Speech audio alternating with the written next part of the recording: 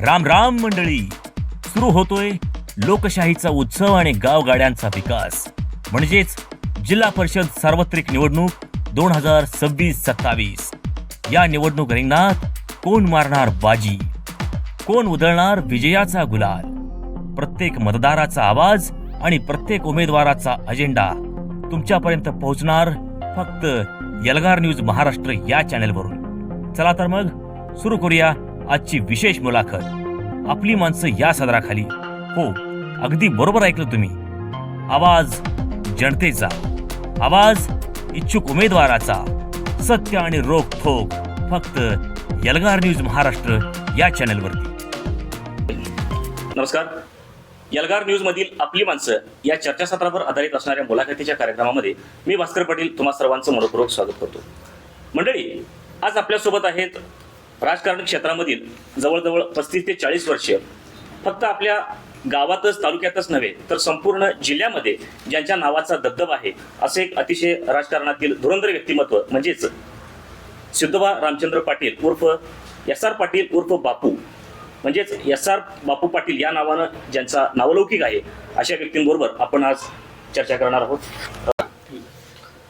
नमस्कार. मी तुम्हाला बापू म्हणूनच या ठिकाणी संबोधतो.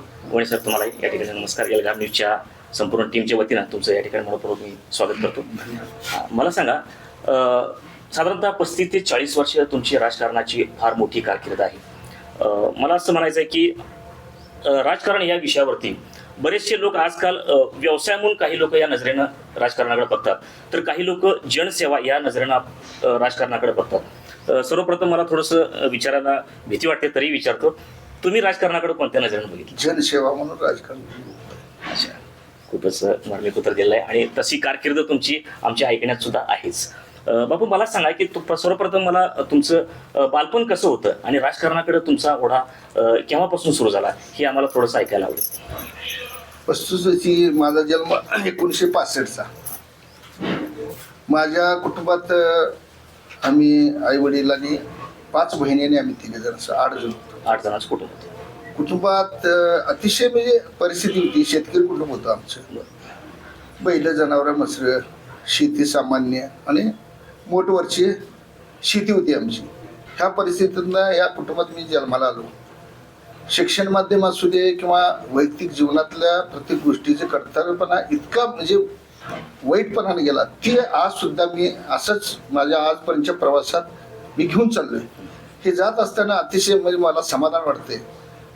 72च्या दुष्काळामध्ये मी हे रस्त्यांची कामं, खडीकरण, हे ते किंवा तळ्यांची कामं, सुकडी मिळत होती त्यावेळेला. 72च्या दुष्काळामध्ये सुकडी मिळत होती. त्यावेळेला सुकडी खाऊन आम्ही दैनंदिन जीवन, कारण पोटाला सुद्धा आमच्या मिळत नाही, अंगावर कपडे तर लांबच होती. अशा कुटुंबात मी जन्माला आलेला माणूस. म्हणजे साधारणतः 72चा दुष्काळ म्हणजे पाझर तलावाच्या रोजगार हमीमध्ये सुद्धा तुम्ही काम केलेलं, म्हणजे बालपण तुमचं अतिशय खडतर असं गेलेलं आहे. मला सांगा बापू, तुमचं शिक्षण किती झालं? माझी 12वी झाली शिक्षण. 12वी झालेलं आहे. अतिशय उत्तम. कारण मला शिकायचं भरपूर होतं. हा, पण परिस्थितीमुळे परिस्थितीमुळे शिकता आला नाही. बरोबर, बऱ्याच जणांचा हा प्रॉब्लेम असतो. ठीक आहे, तरी तुम्ही खडतर परिस्थितीमध्ये रोजगार हमीची कामं करून सुद्धा तुम्ही शिक्षण घेतलेलं आहे. म्हणजे जनावर वगैरे, शेती, असा म्हणजे पारंपरिक व्यवसाय तुम्ही करत असून सुद्धा खडतर प्रमाणामध्ये शिक्षण तुम्ही तुमचं घेतलेलं आहे. मला सांगा, राजकारणाकडे वळावं असं तुम्हाला कोणत्या वयाच्या टप्प्यावरती वाटलं? माझी 10वी झाली. 10वीला ज्या वेळेला मी आरग हायस्कूलला होतो त्यावेळेला माझ्या मनात असं वाटलं की राजकीय माणसं फार श्रीमंत असतात आणि राजकारणात काहीतर माणूस म्हणजे चांगली सेवा केल्यानंतर आपण श्रीमंत होऊ शकतो असं वाटायला लागलं. त्या वेळेला चाललेलं तेव्हापासून मी 10वी पासून राजकीय क्षेत्रात वळलो. 83-84ला माझी 10वी झाली. 83-84. त्यावेळेला एरडोली हे आपलं केंद्र होतं आमचं. त्या केंद्रात आमची 10वीची परीक्षा झाली. पण शिक्षण माध्यमिक माझ्या कुटुंबात थांबवायसाठी माझा खूप प्रयत्न झाला, कारण माझ्या 4 नंबर बहिणीचे लग्न झाल्यानंतर जनावर राखायचे आणि कौटुंबिक ह्यात आता तुम्ही काही शिक्षणाच्या माध्यमामध्ये जायनं भाऊ किंवा सगळ्यांचा संघर्ष झाला. त्यावेळेला मी स्वतः माझ्या जीवावरती घेऊन मी शाळा शिकणार ह्या भावनेने शिकलो. कशी माझी 12वी झाली. म्हणजे 10वी नंतर तुम्हाला थोडासा घरचा दबाव होता की परिस्थितीनुसार की बाबा तुम्हाला आता शिकता येणार नाही आणि घराकडे लक्ष द्या असं घरच्यांचं म्हणणं होतं, तरी तुम्ही स्वतःच्या ताकदीनं तुम्ही पुढचं शिक्षण या ठिकाणी पूर्ण केलं. अतिशय कौतुकास्पद गोष्ट आहे. कारण काय होतं मंडळी, बऱ्याच वेळा आमची घरची परिस्थिती नव्हती ह्या कारणास्तव बरेचसे लोक शिक्षण थांबवतात, पण तरी बापूने असं न करता स्वतःच्या हिमतीवर या ठिकाणी आपलं शिक्षण 12वी पर्यंत नेलेलं आहे. अतिशय धन्यवाद सर. आता मगाशी सांगितल्याप्रमाणे आर्गेचे माजी सरपंच, त्याचबरोबर विद्यमानचे तंटामुक्ती अध्यक्ष तुम्ही आहातच, विद्यमान ग्रामपंचायत सदस्य, त्याचबरोबर जय भवानी पतसंस्थेचे संस्थापक अध्यक्ष, त्याचबरोबर यात्रा कमिटी अध्यक्ष, इतकी पदं या ठिकाणी तुम्ही भूषवलेली आहेतच. सर बापू, मला असं सांगा की सर्वप्रथम तुम्ही सगळ्यात पहिल्यांदा कोणती निवडणूक तुम्ही जिंकलीत? महत्वाचा विषय असा झाला की माझं ज्यावेळेला वयाची 18 वर्षे पूर्ण झाली त्यावेळेला मतदान आलं 1995ला. 95ला 18 वर्षे पूर्ण झाल्यानंतर गावामध्ये 2 पार्ट्या होत्या. त्या राजकीय पार्टी असल्यामुळं की आम्ही एका विरोध पार्टीत, म्हणजे महादेवबाबा पाटील म्हणून माजी पोलीस पाटील होते, त्यांच्या नेतृत्वाला मी पॅनेल उभा केलं. आणि त्यावेळेला पहिली उमेदवारी मला उभारायचा अधिकार त्यांनी सर्वांनी दिला, किंवा माझ्या वार्डात आमच्या वार्डात कुणीही विरोधात उभारलं त्यावेळेला गोंदा पाटीलला मी आणि बाबुजी साहेबांनी आमच्यात अतिशय चांगली आणि श्रीमंत माणसं होती, त्यांच्या विरोधात कुणी उभारायला त्यावेळेला मला उमेदवारी दिली, ती मी इलेक्शन लढवलो. त्यावेळेला आम्ही मिरजेचे बापसाहेब जामदार ह्या नगराध्यक्ष होते, बरोबर, अध्यक्षपद बघत होती. त्यावेळेला आमचा एवढा मोठा सत्कार केला त्यांनी नगरपालिकेत मिरजेच्या, की वस्तुस्थिती त्यावेळीच्या परिस्थितीनुसार माझा पहिल्यांदा, मी लहानपणात माझं पहिली उमेदवारी पहिली इलेक्शन करून त्या ठिकाणी आमचा सत्कार करून पाठवला. त्यानंतर माझे इलेक्शन मी हारलो गेलो. त्यानंतर माझे जोडीदार हरिभाऊ शिंदे म्हणून ग्रामपंचायतला माझ्याबरोबर उभारले. पुढे लगेच 15-20 दिवसात पुन्हा पंचायत समितीचे इलेक्शन लागलं. त्यावेळेला मोहनराव शिंदे म्हैसाळकर हे आमदार होते. त्यावेळेला ते काँग्रेस पक्षामधनं त्यांना त्यांचे तिकीट वाटप होतं. त्यावेळेला आमच्या शिंदेवाडीचे रणदेव साहेब म्हणून वकील होते, त्यांना तिकीट घोषित केलं होतं. पण आमची महादेव पाटील किंवा काय आमच्या पार्टीने म्हणजे 15 पैकी 13 जागा निवडून आणल्या. तर त्यावेळेला आम्हाला हरिभाऊ शिंदे पडले म्हणून आम्ही तिकिटाची मागणी केली की जे पंचायत समितीला त्यांना आम्ही तिकीट द्यावं, आम्ही त्यांना निवडून आणतो.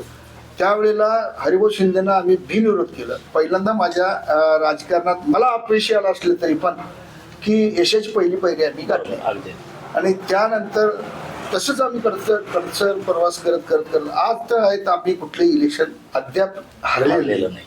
हे सगळ्यात म्हणजे माझी बायको सभापती झाली असेल किंवा मी पुन्हा 14-15ला इलेक्शन लढवून मी सरपंच झालो असेल, मी एकच इलेक्शन असे बिनविरोध केले नाही की विकास सोसायटीची 2 वेळा संस्था बिनविरोध केल्या, पंचायत समितीकडे विरोध केली, जिल्हा परिषद प्रकाश देसाईला 14-15ला बिनविरोध करून दिली. त्यावेळेला 19 अर्ज होते. कारण हे गाव म्हणजे आमचं राजकीय क्षेत्रातलं गाव असलं तर संत गाडगेबाबा महाराजांचं व्यासपीठ होऊन गेलेलं आहे. ह्या संतांची भूमी आहे आरोग्यमध्ये. आणि ह्या ज्याच्या इच्छा का व्यक्त करतील ते परमेश्वर किंवा विठ्ठल साक्षाने पूर्ण करतोय. त्याचा मला आजपर्यंतचा अनुभव आलाय की साक्षात्कार एक प्रकारचा. हे अजितराव घोरपडे यांच्या इलेक्शन लहानपणाचं जीवन मी कडसरपणानं काढलं. 2 वेळा त्यांना आमदार केलं, ती मंत्री सुद्धा झाली. त्याच्यानंतर मी वसंतदादापासून राजकीय क्षेत्रात काम करत होतो. दादा ज्या वेळेला मुख्यमंत्री होते तेव्हापासून मी काम करत होतो. त्यानंतर खासदार प्रकाश बापू झाले 2 वेळा, त्यानं प्रत्येक दादाचे 2 वेळा काम केलं. आजपर्यंत आता परवाचं विशाल दादा सुद्धा ह्याच मातृभूमीमध्ये ह्याच जागेवरती आम्ही निर्णय घेतला की कुठल्याही परिस्थितीत आपण अपक्ष उभारायचं, पक्षात तिकीट मिळत नसेल तरी आपण उभारायचं. आणि त्याचा जो प्रवास झाला परवाचा की बाबा मी त्यांना काय म्हणत होतो की या ठिकाणी अण्णासाहेब कोरे असतील, सुभाष दादा खोत होते, सगळेजण बसले. ते 2-3 तास आमची चर्चा झाली. आम्ही सांगितलं अशा पद्धतीने जाऊया, आपल्या पाठीवर किती या मतदारसंघात बाबा आपल्या भरीव माणसं किती आहेत हे जर तपासायचं असेल तर मी मिरज गांधी पुतळ्यापासून अर्ज भरायला सांगली तुमच्या तहसीलदार जिल्हा कार्यालयापर्यंत जायचं चालत, आणि फक्त लोकांना पाणी प्यायची व्यवस्था करायची, गाड्या कुठं ठेवा आणि पाणी द्यायची व्यवस्था करूया. आणि आपण एवढा परीक्षा घ्यायची आणि आपण खासदार होतो की नाही याची परीक्षा घ्यायची. त्यानंतर त्यांनी निर्णय तो बदलला की दादा म्हणाले मला एवढा काय प्रवास चालत होणार नाही. मी म्हटलं घडी घ्या किंवा त्या जीपवरून प्रवास करू, आपण इकडं स्वतःची परीक्षा घेऊया. त्यांनी तीच परीक्षा तुमच्या सांगलीतनं गणपती देवालयापासून काँग्रेस भवनपर्यंत घेतली. तीच पहिली आमची कालच्या खासदारकीची बी परीक्षा आहे. आजपर्यंतच्या प्रवासात खरोखरच म्हणजे ह्या गावात तर प्रतिसाद आहेच. मी 17 वर्षे तंटामुक्त अध्यक्ष म्हणून काम केलं असेल, मी सरपंच झालो, आज सुद्धा मी सरपंच आहे किंवा तंटामुक्त अध्यक्ष आहे, माझी बायको सभापती आहे, जिल्हा परिषद. आता अशी परिस्थिती गावात आहे, उमेदवार म्हणून इच्छुक कुणीही नाही. लोकांचा इंटरेस्ट राजकीय क्षेत्रात राहिला नाही, कारण आर्थिक धोरणे बेकार झाल्यामुळं. कारण पैशाशिवाय जनता जनार्दन पैशाच्या मागे लागले, आपण पैसे मागे लागलेली माणसं नाही. प्रत्येक विचार आम्ही करून प्रत्येक म्हणजे आज एक ग्राम सचिवालय अर्गीज असेल किंवा सरकार दवाखाना असेल, डॉक्टर बाबासाहेब आंबेडकरांचं स्मारक असेल, ह्या आज गावात काढलेले धंदे किंवा काय बाबा 100-200 लोकांना आपण धंदे उभा करून दिले, मोबाईल खोकी असतील किंवा काय असतील, हे सगळं नियोजन खडतरपणानं 4-2 माणसांनी बोलवून घ्यायचं. हे जर आपण नियोजन केलं तर अतिशय चांगल्या पद्धतीने होते, लोकांना त्याच्यापासून रोजगार मिळतो. अशा पद्धतीने प्रवास करत आम्ही आलो. आमची कसलीही अपेक्षा नाही. उद्या आता लोकनियुक्त सरपंच पदासाठी सुद्धा मी इच्छुक आहे. मी सगळ्यांना सांगितले की आता जिल्हा परिषद ओपन महिला पडल्या, माझ्या बायकोला तिकीट नाही नसेल तर आपण तिकीट मागितलं नाही, पण छोटस बाबा काय इच्छा असली लोकांची, जर बाबा आम्ही सेवा करता योग्य चांगल्या पद्धतीने करतो असं वाटत असेल तर त्यांनी दिलं तर उद्या आम्ही इलेक्शन सुद्धा लढवणार आहे. आम्ही कुठल्याही पक्षात म्हणजे, कारण माझं कुठल्याही पक्षाचे विरोध नाही. मग BJP असेल, काँग्रेस असेल, राष्ट्रवादी, जे नेते मंडळ आहेत ते आमच्याशी आज बी चांगले आहेत, आता चांगले आहेत. पक्ष म्हणजे सर्वस्वी नव्हे, बरोबर. जनता जनार्दन आणि जनतेसाठी कष्ट करून ज्यावेळी सेवा देतात त्यावेळेला खरोखरच ती सेवा तुमची ईश्वर सेवा असते, आणि तोच लाभ आजपर्यंत आम्हाला होत आलाय. आणि उद्याच्या आम्ही दावेदार आहे. जिल्हा परिषदला माझ्या बायकोला 100% तिकीट देतील असं मी सांगतोय. पण माझी एक इच्छा आहे की मला लोकनियुक्त सरपंच म्हणून मला या गावावर काम करायचे आहे. कारण मी आता गेले 2-3 वर्ष झालं इथं बाळमामाचं एक मंदिर बांधलं. कारण का मी जो 16-17 वर्ष झालं बाळमामाची मेंढर अर्गले तर ती सेवा करतो मी. महिना 2-2 महिने अर्धी मेंढर असते. मग सहज भावना अशी झाल्यानंतर आम्ही मंदिर बांधायचं काम करताना 2-3 महिने आम्ही त्या मंदिराचा कौल घेण्यासाठी आमचा गेला. आज 100-1 लोक आम्ही सगळ्यांनी ठरवलं की बाबा बाळमामाच्या ह्याच्यावरती विश्वास ठेवून आज धार्मिक क्षेत्रात काम करणारी माणसं त्याच्यात सगळेजण उतरून आम्ही ते मंदिर गेले 2 वर्ष बांधतोय. माझी इच्छा आहे अजून की एक या आरगमध्ये की बाबा एक वृद्धाश्रम आणि गोशाळा काढायची. कारण माझ्या इच्छेप्रमाणे गावातल्या सर्वांच्या आशीर्वादानं आजपर्यंत आम्ही इथं पोहोचलोय आणि तो आम्ही शेवटचा टोक कुठल्याही पर्यंत गाठणार एवढंच या ठिकाणी मी सांगू शकतो. बापू, तुम्ही खरोखरच म्हणजे गावासाठी इतकी भरीव कामगिरी केली की तुम्ही जवळजवळ असं म्हणता की वयाच्या 18व्या वर्षापासून तुम्ही राजकारणामध्ये आहात. आणि आज मला वाटते वय तुमचं किती 60 वर्ष, 60च्या आसपास तुमचं वय आहे. पूर्ण इतक्या वर्षामध्ये तुमचा राजकारणामधला यशाचा आकडा, यशाचा आलेख हा सतत चढताच आहे. आणि तुम्ही आता म्हणण्यासारखं बाळूमामाचा आणि परमेश्वराचा आणि ज्या लोकांच्यासाठी युवा वर्गासाठी रोजगाराची सुद्धा जी काय तुम्ही कामे केलीत त्यांना खोकी काढून देणं वगैरे जे काय आता तुम्ही सांगितलं, त्यामुळे गावाचा सुद्धा आशीर्वाद तुमच्या पाठीशी आहे असं म्हटलं तरी. आणि यात्रा कमिटीचे तुम्ही अध्यक्ष सुद्धा आहात. 17 वर्ष झालं तुम्ही यात्रा कमिटीचे अध्यक्ष आहात. म्हणजेच आपली कुठली देवी, मायाका देवी, मायाका देवीचा सुद्धा आशीर्वाद, यल्लामा देवीचा सुद्धा आशीर्वाद तुमच्या पाठीशी आहे असं म्हटलं तर सुद्धा काय वावगं ठरणार नाही. अतिशय म्हणजे फार मोठा तुमचा यशाचा आलेख हा चढताच आहे. आणि इथून पुढच्या आयुष्यात सुद्धा तुम्हाला परमेश्वर आणि या जनतेकडून घवघवीत यश मिळेल यात काही शंकाच नाही. आणि आताच तुम्ही एक उल्लेख केलात की तुमच्या पत्नीला सुद्धा तुम्ही पंचायत समितीच्या जिल्हा परिषदेच्या निवडणुकीसाठी उभं करण्यासाठी इच्छुक आहातच. तर त्याने सुद्धा मगाशी माझ्या ऐकण्यात आलं की माजी पंचायत समिती सभापती आणि माजी ग्रामपंचायत सदस्य आर्गेचे ही 2 पदं या ठिकाणी त्यांनी सुद्धा घोषवलेली आहेतच. तर त्यांना एक छोटासा मला प्रश्न विचारावा वाटेल की वहिनी साहेब, तुम्ही ज्यावेळेला पहिल्यांदा राजकारणाकडे वळलात, म्हणजे सगळ्यात पहिल्यांदा तुम्ही ग्रामपंचायत सदस्य म्हणून तुम्ही पहिल्यांदा पदावरती बसलात, ते साधारणतः या गोष्टीला किती वर्ष झाली? हे जवळजवळ 30 वर्ष झाली. 30 वर्ष झाली असतील. ठीक आहे. मला सांगा, तुम्ही लग्नानंतर मला तुमची मुलं लहान असताना ज्यावेळी पहिल्यांदा तुम्ही ग्रामपंचायतीचे सदस्य म्हणून तुम्ही पदावरती बसलात, तर संसार आणि राजकारण ह्या दोन्ही गोष्टींचा ताळमेळ घालत असताना तुम्हाला कुठल्या अडचणी आल्या का किंवा कोणत्या संघर्षाला तुम्हाला सामोरं जावं लागलं? बऱ्याच अडचणी आल्या त्यातून पण आम्ही वाट करून आम्ही वाटतं मी काय. व्यवस्थित हँडल केलं. अच्छा, बरं तुम्हाला हे राजकारणाकडे वळावं असं का वाटलं? हे मिस्टरांच्या मुळे. अच्छा, म्हणजे मिस्टरांच्या सहकार्यामुळे तुम्हाला त्यांना राजकारणामध्ये वळावं असं वाटलं.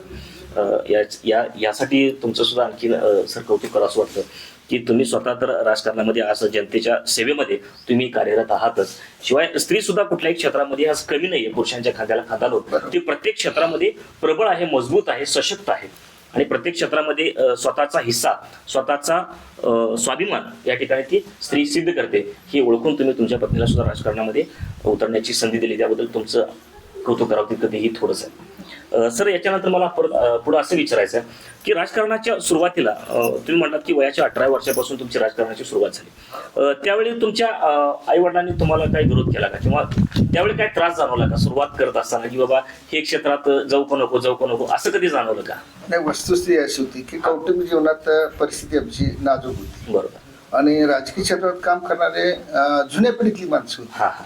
आणि ती पिढी करत होती किंवा त्यांचं परिस्थिती त्यांची कौटुंबिक परिस्थिती चांगली असायची शेती इकडं तिकडं. मग आपली परिस्थिती नसल्यामुळे आई वडिलांची मत करायची, आपली ताकद नाही, बरोबर. तू ह्यात कशाला चाललायस, अशा पद्धतीनं ती कायम संघर्ष करायची. मी म्हणणार आम्ही आमच्याकडे काय कमी आहे, देवानं हातपाय दिल्या, डोळे दिल्यात, आपण कष्ट करतोय. आज सुद्धा आता मला 5 मुलं आहेत, बरोबर. आमचे कौटुंबिक जीवन आहे, मला नातू आहे किंवा माझ्या मुलींची लग्न झाल्यात, माझ्या मुलांची लग्न झाल्यात, तर फक्त माझ्या एक मुलगीची लग्न अगदी. राहिले. वस्तुस्थिती आम्ही हे संघर्ष की सगळ्यांना घेऊन केलं. मी असं 12 वाजता जर कोणाचा फोन आलं, कोणाचं काय झालेलं असेल किंवा कोण काय बाबा ऍक्सिडेंट झालेला असेल किंवा डिझेल मिळत नाही, पेट्रोल मिळत नाही, आमच्याच परिस्थिती काढणे, मी 12-1 वाजता उठून जाऊन मी त्यांची व्यवस्था करतो. कारण मी माझ्या जीवनात कंटाळा कधी केलाच नाही आणि प्रत्येकाचा प्रतिसाद मला आहेच. आज माझं गाव एवढं जर मोठं असलं, एक 20,000 लोकसंख्येचं गाव आहे, पण लोकांचा विरोध म्हणून मला कधीच नाही. आणि मी कधी कोणाबद्दल त्याग, एखाद्याने मला शिव्या दिल्या तर मी आनंदाने म्हणतो, दिला असेल, रागाला असेल, त्याची काहीतरी परिस्थिती बिघडली असेल किंवा काहीतरी झालं असेल, पण मी कधी त्यांना म्हणजे प्रत्युत्तर किंवा बाबा तू माझ्याबद्दल असं बोल, अद्याप आज असं कधी आमच्या बाबतीत नाही.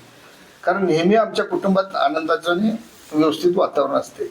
मग अनेक जणांचे प्रश्न इथे सोडवतोय. मी तंटामुक्त अध्यक्ष 17 वर्ष होते, तर अनेक प्रश्न मी कौटुंबिक जीवनात मी सोडवतोय, त्यांच्या बांधावर जातोय. मी माझं स्वतःचं कुटुंब, 5 मुलं आहेत मला, मी स्वतःचं कुटुंब सांभाळून मी गावची सेवा करतोय. आणि गावातलं कोणाचंही चहा पित नाही, कोणाचा रुपया घेतला नाही, असं कुणी जर म्हणत असेल, मी आव्हान, आता परवा कार्यक्रम जनस्वराज पक्षाचा आम्ही कार्यक्रम घेतला की बाबा इथे शाखा आम्ही काढली किंवा आम्ही या जनस्वराज समितीच्या माध्यमाखाली आम्ही काम करायला चालू केलं, त्यात सुद्धा टेलीवर सुद्धा ओपनसाठी असं कोणाचं काय असेल तरी कधीही अर्ध्या रात्री लिहून आम्हाला उठवा, आम्ही तुमची सेवा करायला तयार आहे. आमचं काय चुकलं असेल तर, कोणाचं देणेघेणे असेल, तिथपर्यंतचा आपला स्वभाव आहे. आणि ह्या पुढे सुद्धा आपल्याला तेच काम करायचं आहे. जिथपर्यंत होतंय तिथपर्यंत चांगलं करायचं आहे, ज्या दिवशी होत नाही तेच थांबायचं आहे. पण आमच्यापेक्षा चांगली माणसं जर जन्माला आली तर आपल्याला वाईट वाटत नाही. अगदी अगदी नाही, अतिशय निस्वार्थ मनानं, निस्वार्थ स्वभावानं तुम्ही लोकांची सेवा करतात, हे अतिशय कौतुकास्पद आहेतच. मला असं सांगा बापू की राजकारणामध्ये ह्या 35 ते 40 वर्षाच्या कालखंडामध्ये सुरुवातीचा तुमचा संघर्षाचा काळ झालाच, राजकारणामध्ये अशी कुठली गोष्ट तुम्हाला कठीण जाणवली का, की बाबा हे पद हस्तगत करण्यासाठी किंवा ही गोष्ट करण्यासाठी बऱ्याचशा मोठ्या राजकारण्यांची किंवा बऱ्याचशा मोठ्या नेत्यांची हुंडे झिजवावी लागली आणि तुम्ही गावासाठी हे केलं, असा कुठला प्रसंग तुमच्या आयुष्यात जाणवला का? मला प्रसंग जाणवला नाही, पण वरिष्ठ नेते मला विचारल्याशिवाय कुठल्या गोष्टी बऱ्याच म्हणजे आजपर्यंतच्या कालावधीत 40 वर्षात की एखादा शब्द कसा मला विचारतात की बापा आता निर्णय घेतला तर काय होईल, यांना तिकीट दिलं तर काय होईल, तुम्ही ग्रामपंचायत तुमच्या ताब्यात येणार काय, संस्थेच्या बाबतीत कुठलेही असले तर ते विचारतात की बाबा या संस्थेत बाबा अशा पद्धतीने आहे, आता काय होणार. कारण त्याच्यामुळं मन मिळव असल्यामुळं किंवा त्यांचा आमच्यावर विश्वास असल्यावर आम्ही सुद्धा त्यांच्यावर विश्वास ठेवला. त्याच्यामुळं आम्हाला असं कुठले दिवस आले नाहीत की नेहमी आम्ही आनंदाचा असतोय.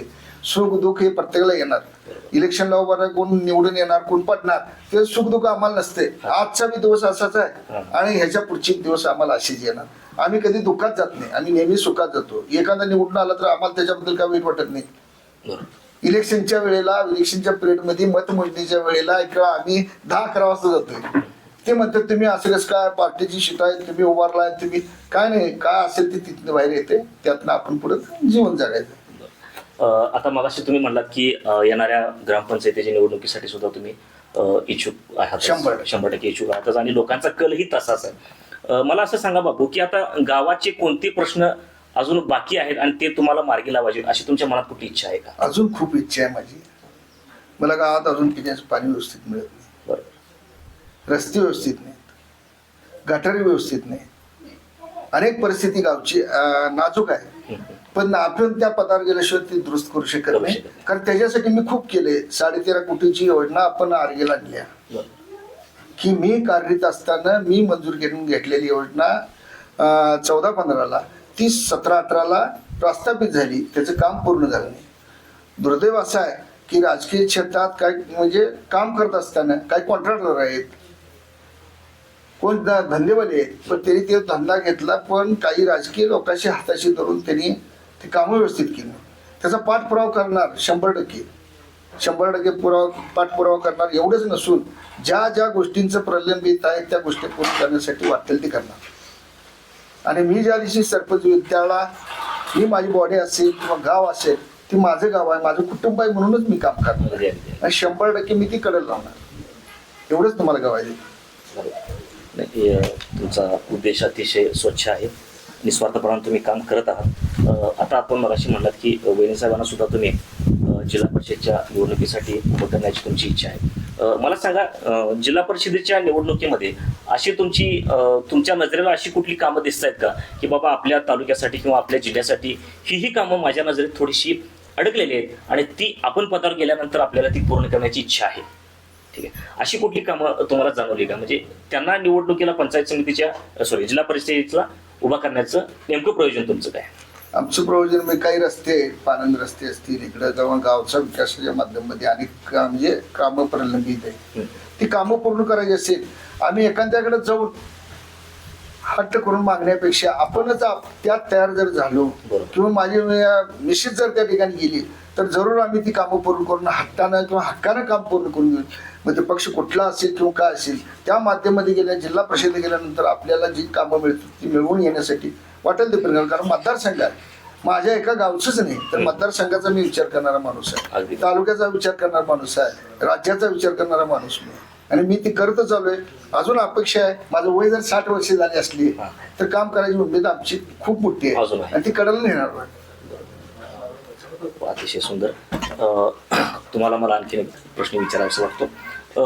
बापूंची बरीचशी 35 ते 40 वर्ष राजकारणातली कारकीर्द या ठिकाणी झाली, तर तुम्हाला काय त्रास जाणवला का यांचा की बाबा राजकारणाकडेच बघतायत, कुटुंबाकडे लक्षच नाहीये किंवा असं कधी काय जाणवलं का तुम्हाला? नाही, दोन्ही सुद्धा हँडल केलं त्यांनी. घरचं बघून बाहेर राजकारण सुद्धा केलं. दोन्ही गोष्टी यांनी साध्य केल्या. तुम्हाला घराकडून प्रतिसाद कसा मिळाला? मुलांच्याकडून, बायको माझी कधी असं कधी झालंय का? कौटुंबिक जीवन असेल, पाहुणे पाय असतील, एवढी मोठी यात्रा भरत्या, पण यात्रेच्या वेळेत आम्ही दिवसातनं कधीतरी एक टाइम येऊन जेवून जातोय, पण पाहुणे आले गेले म्हणजे आता त्याला त्याचा मानसिक त्रास आहे. अच्छा. कसला की पाहुणे विचारतो ते असं आहे तसं आहे, तुमचं काय नेहमी राजकारणातच असते तुमची हे आहे. पण वस्तुस्थिती बायकोचा प्रतिसाद सुद्धा आम्हाला चांगला मिळाला. कारण 5 मुलं, कारण मी पहाटे 5ला उठल्यानंतर मी माझं काम पूर्ण मी 9 वाजेपर्यंत 8 वाजून करून मग मी पुढच्या होतो. माझी मुलं बी अतिशय निर्व्यसनी आहेत आमच्या कुटुंबात. त्याच्यामुळं आम्हाला कसलेच दुःख नाही की आम्ही मग आज रागीट स्वभाव आहे, हा मूळचा रागीट स्वभाव. मी कोणाची मया करत नाही, जनता जनार्दन करत नाही, माझ्या कुटुंबाची लांबच. न्याय म्हणजे न्याय, म्हणजे काम कष्ट केलं पाहिजे. शेतकरी कुटुंबातली माणसं आहे, मग राजकीय क्षेत्रात काम करतो, एखादा उद्योग व्यवसाय, आमच्या मशनी आहे, ट्रॅक्टर आहे आणि काय उद्योग व्यवसाय छोटा मोठा, शेतीला पाणी द्यायला लागतंय किंवा कुठल्या पिकाला पाणी द्यायला लागतंय. हे सगळे ज्या गोष्टी असतात त्या आम्ही कडसरपणानं आदल्या दिवशी विचार करतो. सकाळी आम्ही उठल्यानंतर सुद्धा विचार करून मी त्यांना सांगतो बाबा ही मोटर चालू करायची, तिथलं बा असं आहे, ते मळ्यात येणार आहेत, माणसं येणार आहेत, तो सगळा उद्योग करत जातो. ह्याच्याबरोबर गावचा आहे, अनेक जणांच्या समस्या असतात, कोणाचं काय असते, कोण राजकीय क्षेत्रात काम करत असताना कोणाची अडचण असते किंवा कुठं पोलिटिशियन असते, तहसीलदार कार्यालय असते, कलेक्टरचं कार्य कुठं तिथे कामं तटल्यात त्या ठिकाणी आम्ही आमच्या नेत्याकडे जायचं, ह्यांना सांगायला पाहिजे, ती करा, ते पण आम्ही काम त्या वेळेत त्या माणसाशी करतच जातो. म्हणजे कुटुंबाकडून सुद्धा तुम्हाला चांगला प्रतिसाद या ठिकाणी मिळाला आहे. मला सांगा बापू, तुमच्या मुलांचं आता सध्या काय शिक्षण चालू आहे किंवा ती नेमकं काय करतायत? आता माझा एक मुलगा MBA ह्याच्यामध्ये आहे, ते आता त्याला एका व्यवसाय घेतला, एक इंजिनियर झालेला आणि एक शेती म्हणून काम करतोय. अच्छा अच्छा. त्याच्याबद्दल काय म्हणजे काय नाही. मला नोकरीची अपेक्षा नको आहे. आमच्याकडं माणसं काम केली पाहिजे ही अपेक्षा आहे. हा हा उद्योग व्यवसाय करायचा आहे. जर आमच्या वडिलांपार्जित जर राजकीय क्षेत्रात किंवा चांगल्या पद्धतीने परिस्थिती असते ती, तर आम्ही सुद्धा 100, 200, 500, 1000 लोकांनी काम दिलं असतं. असा एखादा कारखाना काढला असता, धंदा काढला असता. पण परिस्थिती अनुसार थेंबे थेंबे तळी साठवलं, अशा पद्धतीनं आम्ही आमचं काम करत चाललो. जिथं मी गेलं भविष्यात आम्ही आज सुखी आहे. आमच्या कुटुंबात रोज 5-10 हजार रुपयाची इन्कम आहे. आम्ही तो धंदा व्यवसाय शेती करत करत करत चाललोय. त्याच्यामुळे आम्हाला कोणाला दुःखच वाटायची गरज नाही. आम्ही अनेक जणांना मदत करतोय. आम्ही मदतीचा हक्क आता मागायचं कमी केला, कारण आमच्यापेक्षा अनेक 12 बलुतेर जातीची माणसं आहेत. प्रत्येकाला आम्ही मदत करतोय आणि ह्या सुद्धा करणार. अतिशय उत्तम. म्हणजे मुलांची सुद्धा कारकीर्द तुम्ही चांगल्या पद्धतीने घडवलेली आहे. तुम्ही म्हटलं मग अशीच म्हटलात की थोडासा स्वभाव रागीट आहे, म्हणजे तुम्ही न्याय कठोर आहात. म्हणजे कोणाची न्याय नाही करता, सरळ मार्गे तुम्ही व्यवस्थित त्याचा न्याय करता. बापू, मला असं सांगा की आता मुलांना घडवत असताना तुमच्या रागीट स्वभावामुळे किंवा राजकारणाच्या ह्याच्यामध्ये असल्या कारणाने मुलांना असं कधी जाणवलं की अरे बाबा, आपल्याला आपले बाबा असे सांगतायत आणि हे काय मला पसंत नाही, असं कधी मुलांचा कधी रोष असं कधी चालला? माझा क्षणिक राग असतोय आणि 1 तासा 2 तासाने पूर्वस्थितीवर आम्ही काय आहे ते आमची मुलं रागावत नाही किंवा समाजातली माणसं. मग कुणाचा राजकीय क्षेत्रात काम करत असताना किंवा घरात कोणी एखाद्याच्या भांडण झालं असल्या मिटवाय गेलो, आम्ही एखाद्याला कावलो किंवा शिव्या दिल्या काय म्हटलं तरी सुद्धा मनावर घेत नाहीत. बापू आता म्हणणार आम्हाला माहिती आहे म्हणतात, चुकीला चुकी आणि माफीला माफी. अगदी अगदी अगदी. म्हणजे साम धाम दंड भेद सगळ्या पद्धतीचा तुम्ही या ठिकाणी वापर करता. मला वाटतं बापू, तुमच्या खरोखर यशाचं गमक कदाचित हेच असावं, कारण क्षणिक रागवणं, पटकन त्याचा योग्य न्याय करणं आणि परत तीच माणसं प्रेमानं आपलीशी करणं, कदाचित तुमच्या आजपर्यंतच्या यशाचं रहस्य हेच असावं. बापू, यानंतर मला असं सांगा की तुमच्या मुलांच्या पैकी कोणी राजकारणामध्ये यावं असं तुम्हाला वाटतं का? येणार की आमची मुलं. आमच्या कुटुंबातलं कुणाला कुठलाही एक म्हणजे आता 3 मुलं आहेत. 3 मुलापैकी कुणाचं हुकमी आहे काय, पण आम्ही राजकारणात गेलोय. आम्ही अशीपर्यंत जरा थांबावं तिने, कारण गाव म्हणजे आम्हीच नव्हतो. अगदी अगदी. म्हणजे आता जसं की तुम्ही तुमच्या पत्नीला या ठिकाणी ग्रामपंचायत उभं केलं, जिल्हा परिषदेला उभं केलं, पण आता जिल्हा परिषदेची आता सार्वत्रिक निवडणूक आलेलीच आहे, त्याचे इच्छुक उमेदवार ते आहेतच. मग तसं मुलांना कधीतरी या निवडणुकीच्या रिंगणामध्ये उतरावं असं तुम्हाला कधी वाटतं का? अजून आमची कारकीर्द चालू आहे, त्याच्यामुळे आम्ही त्यांना ब्रेक दिलाय. ते सुद्धा जाणार नाही. ते आमच्या पाठी खांद्याला खांदा लावून काम करतात. आज मुलं मोठी झाली आहेत, 30 वर्षाची 35 वर्षाची मुलं आहेत आमची. त्याच्यामुळे त्यांची सुद्धा इच्छा आहे, त्यांना सुद्धा मोठं व्हावं असं वाटते. पण आम्ही सगळं कुटुंबाचं जर राजकीय क्षेत्रात उतरलो तर गावात काही कुटुंब आहेत आमची, त्यांना बी वाटतंय आमच्या खांद्याला खांदा लावून काम करतात, त्यांना सुद्धा संधी देणं गरजेचं आहे. माझ्या मुलाबाळांनी लगेच मी काय जर सगळ्यांना संधी देत बसलो तर गावच्या बी काय तुमच्यासारखी मुलं आहेत त्यांना सुद्धा संधी मिळायला नाही. हे खरं तर तुम्ही फार मोठ्या मनात उत्तर दिलं. कदाचित तुम्हाला अंदाज नाही गोष्टीचा, कारण बऱ्याच ठिकाणी आता असं झालंय की फक्तच घराण्याशाही चालू आहे, नाही का? बऱ्याचशा ठिकाणी फक्तच घराण्याशाही चालू असताना सुद्धा तुम्ही म्हणता की बाबा बाकीच्यांनी पण या रिंगणामध्ये उतरलं पाहिजे, फक्तच आम्ही का? हे अतिशय खरं तर मोठ्या मनाचं तुम्ही उदाहरण या ठिकाणी दिलेलं आहे. जिल्हा परिषद सार्वत्रिक निवडणूक 2026-27 ह्या आता नुकत्याच झालेल्या आहेत आणि तुमच्या पत्नी या ठिकाणी या निवडणुकीच्या इच्छुक उमेदवार म्हणून तुम्ही त्यांना उभं केलेलं आहे. तर मला सांगा फक्त सरतेशेवटी की नेमकेपणानं कोणत्या उद्देशानं तुम्ही त्यांना उभं केलं आहे किंवा कोणती कामं करावं असं तुमच्या डोक्यात आहे किंवा विचारात आहे? वस्तुस्थिती अशी आहे की माझी मंडळी ग्रामपंचायत सदस्य होऊन गेले. बरोबर. 5 वर्ष त्यांनी कारभार चांगल्या पद्धतीने पार पडला. तदनंतर गेल्या 5 वर्षामध्ये पंचायत समिती निवडून येऊन सभापती झाल्या. आजच्या या जनता जनार्दन सेवेसाठी कार्यरत म्हणून तिला जिल्हा परिषदेला तिकीट मिळावं अशी आमची अपेक्षा मतदारसंघातनं. मग आम्ही आमच्या कुटुंबातच तिकीट मिळावीत किंवा राजकीय क्षेत्रात काम करावं अशी अपेक्षा नंतर आम्ही बाबा जर उद्याच्याला बाबा चांगली सीट मिळाली किंवा मतदारसंघात कार्यरत काम करणारी जर सीट एखादा चांगली महिला उभारली तर आम्ही त्यांना विरोध करणार नाही. जर कार्यरत उभारली नाही तर जरूर आमच्या बायकोला आम्ही जिल्हा परिषदला उभं करणार 100%. ते आमच्या बायकोचा अर्ज भरून आम्ही उभं करणार. आणि सर्व पक्षीय किंवा एखाद्या पक्षानं म्हटलं की बाबा तुम्ही तिकीट द्यायला तयार आहे किंवा गावची सेवा करायला किंवा मतदारसंघाची सेवा करायला जर तयार आहे म्हटलं तर आम्हाला काही त्याचा नकार देणार नाही. म्हणजे कार्यरत कारभार करत असताना जर चांगला कारभार करायचा असेल तर एखाद्याला तिकीट दिलं मग काय वाईट वाटायचं नाही. सेवा करण्याची इच्छा बी असावी. बरोबर. आणि आमचं कुटुंब राहते ते महत्वाचं. सगळे कुटुंब आमचं धावाधाव करून किंवा काय करून बाबा कुठली कामं असू द्यात किंवा या मतदारसंघातली कुठल्याही कार्यरत कामांच्यासाठी प्रयत्न करणारं आमचं कुटुंब आहे. त्याच्यामुळं आम्हाला आता उद्या लोकनियुक्त सरपंच पद आर्गीला पडले, कारण आम्ही अडचणीत आहे वस्तुस्थिती आत्ताच्या परिस्थितीत. त्याच्यामुळं आम्हाला द्या म्हणणं हे पण आमचं जरा मोठपणाचं काम आहे. त्याच्यामुळं कुणाचं कोण शीट चांगली उभारत्या, जर चांगली शीट म्हणजे का राहील शिकलेली किंवा त्याच्या कुटुंबातली माणसं जर जनतेची सेवा करण्यासारखी असली तर आपल्याला काही त्याचा विरोध होणार नाही. आम्ही त्यांना सहकार्य 100% करणार. अन्यथा जर सीटच चांगली नाही मिळाली, पक्षानं कुठली तर सीट दिली किंवा काय केलं तर ते आम्ही माझ्या बायकोला मी 100% उभं करणार. तर बापूसाहेब, तुमची राजकारणातली या ठिकाणी कारकीर्द अतिशय खूपच चांगली आहे, उज्ज्वल आहे आणि निस्वार्थ मनानं आणि अतिशय मोकळ्या मनानं तुम्ही लोकांची या ठिकाणी सेवा केलेली आहे. आणि तुमच्या पत्नीलाही तुम्ही पंचायत समितीच्या जिल्हा परिषदेच्या निवडणुकीमध्ये उभं करून तीच राजकारणामध्ये जनतेची सेवा ही पुढे कंटिन्यू करायचं अशी तुमची इच्छा आहे. तुमचा खूपच कार्यकाळ अतिशय उज्ज्वल आणि चांगला आहे आणि याही येणाऱ्या सार्वत्रिक निवडणुकीमध्ये यांना सुद्धा तुम्ही उभं कराल आणि त्यांना घवघवीत यश मिळेल अशी आपण या ठिकाणी परमेश्वराच्या चरणी प्रार्थना करू. आणि तुमचा अनमोल वेळ देऊन तुम्ही आम्हाला या ठिकाणी तुमच्या मुलाखतीसाठी सहकार्य केले त्याबद्दल तुमचंही या ठिकाणी एल्गार न्यूजच्या वतीनं आभार मानतो. खूप खूप धन्यवाद. जय महाराष्ट्र, जय शिवराय.